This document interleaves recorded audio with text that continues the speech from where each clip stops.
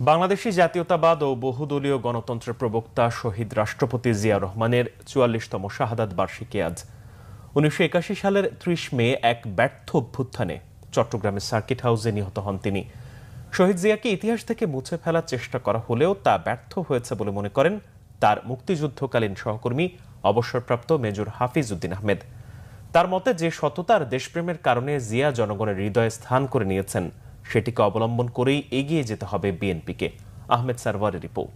বাংলাদেশি জাতীয়তাবাদের স্থপতি শহীদ রাষ্ট্রপতি জিয়াউর রহমানের জন্ম ১৯৩৬ সালে বগুড়ার গাবতলীর নিভৃত পল্লী বাগবাড়িতে। ৭১-এ বাংলাদেশের স্বাধীনতা ঘোষণা, মুক্তিযুদ্ধের সেক্টর কমান্ডার এবং জেট ফোর্সের প্রধান হিসেবে ব্যাপক খ্যাতি অর্জন করেন তিনি। মুক্তিযুদ্ধে অসামান্য অবদানের জন্য তাকে দেয়া হয় বীর উত্তম খেতাব।